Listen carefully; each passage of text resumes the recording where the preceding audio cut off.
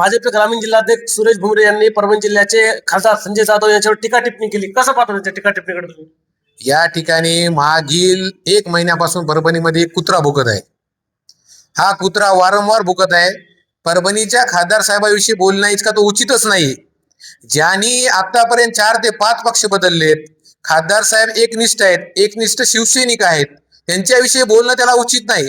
राहिला प्रश्न, त्यांनी जो काल प्रश्न उपस्थित केला की तुम्ही खासदार साहेबाचं एक काम दाखवा.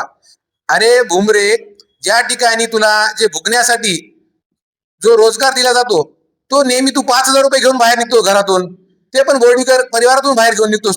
तू जो बक्षीस देण्याची जी गोष्ट करतो 1,00,000 रुपये, तुझ्या खिशात ते आहेत का? तुला रोजचे 5,000 दिल्यानंतर तुझ्या गाडीचे पेट्रोल, तुझं रिचार्ज, ह्या सगळ्या गोष्टी झाल्यानंतर तू घराच्या बाहेर निघतोस आणि भुकायला सुरुवात करतोस.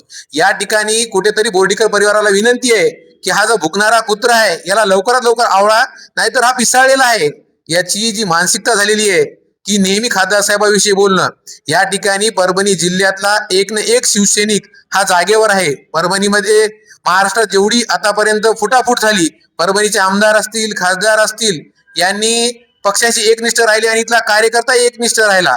राहिला प्रश्न भुमरे साहेबाचा, ते जे म्हणतात की एक सामान्य घरातला माणूस जिल्हा प्रमुख झाला हे खासदार साहेबाला देखवत नाही.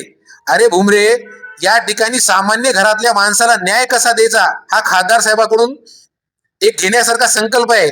या ठिकाणी मार्केट कमिटीचे जे संचालक आहेत आदरणीय घुले पाटील, सामान्य घरातील शेतकऱ्याच्या मुलाला या ठिकाणी खासदार साहेबांनी एका चांगल्या आणि मोठ्या पदावर बसवलेलं आहे. त्यांच्या कशाला पोट दुखण्याचा प्रश्न येईल? राहिला प्रश्न, तू म्हणतो की खासदार साहेबांनी केलेले परभणी जिल्ह्यातील एक काम दाखवा. माझ्या मते तुम्ही फक्त या ठिकाणी परभणीमध्ये तुमच्या त्या गाड्या फिरतात टाव टाव टाव करत, याच्यामुळे परभणीचा विकास होत नाही. तुमच्या पालकमंत्र्यांनी परभणीमध्ये पालकमंत्री झाले तेव्हापासून एक काम केलेलं दाखवा, आम्ही तुम्हाला 1,00,000 रुपये बक्षीस देऊ. राहिला प्रश्न, या ठिकाणी परभणी जिल्ह्यातील 70-30चा असलेला विषय, मेडिकल कॉलेज, या ठिकाणचे 100 कोटीचे रस्ते, हे कोणी आणले त्या जनतेला माहित आहेत. तुम्ही सांगायची गरज नाही. या ठिकाणी मी तुम्हाला वारंवार विनंती करतो की बाळासाहेबाचा शिवसैनिक जर जागा झाला तर तुम्हाला त्याचे पिसाळलेला तू जो कुत्रा आहे, तुझी दाखवायला आम्हाला वेळ लागणार नाही. वारंवार या ठिकाणी विनंती करतो की 4 पक्ष बदलल्याने एकनिष्ठ खासदाराशी बोलणं उचित नाही. या ठिकाणी बाळासाहेबाचा शिवसैनिक जर जागेवर आला तर भुमरे, तुझ्या गळ्यात पट्टा बांधण्याचं काम हे युवा सेना करील, एवढं लक्षात राहू दे.